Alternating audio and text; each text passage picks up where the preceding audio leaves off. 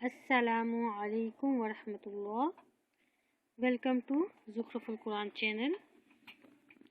آج میں آپ کو ابو جہل کا قتل کس طرح ہوا تھا اس کے بارے میں بتاتی ہوں۔ اس کتاب کا نام ہے الرحیق المختوم۔ سیرت نبوی پر دنیا بھر میں اول انعام یافتہ کتاب ہے یہ۔ شروع کرتے ہیں۔ بسم اللہ الرحمن الرحیم۔ حضرت عبد الرحمن بن عوف رضی اللہ عنہ کا بیان ہے کہ میں جنگ بدر کے روز صف کے اندر تھا کہ اچانک مڑا تو کیا دیکھتا ہوں کہ دائیں بائیں دو عمر نوجوان ہیں۔ گویا ان کی موجودگی سے میں حیران ہو گیا کہ اتنے میں ایک نے اپنے ساتھی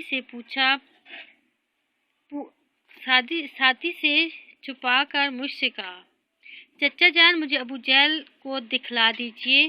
میں نے کہا، بھتیجے تم اسے کیا کرو گے؟ اس نے کہا، مجھے بتایا گیا ہے کہ وہ رسول اللہ صلی اللہ علیہ وآلہ وسلم کو گالی دیتا تھا۔ اس ذات کی قسم جس کے ہاتھ میں میری جان ہے، اگر میں نے اس کو دیکھ لیا تو میرا وجود اس کے وجود سے الگ نہ ہوگا یہاں تک کہ ہم میں سے جس کی موت پہلے لکھی ہے وہ مر جائے۔ وہ کہتے ہیں کہ مجھے اس بات پر تعجب ہوا۔ اتنے میں دوسرے شخص نے مجھے اشارے سے متوجہ کر کے یہی بات کہی۔ ان کا بیان ہے کہ میں نے چند ہی لمحوں بعد ابو جہل کو لوگوں کے درمیان چکر کاٹتے دیکھا۔ میں نے کہا، ارے دیکھتے نہیں، یہ رہا تم دونوں کا شکار جس کے بارے میں تم پوچھ رہے تھے۔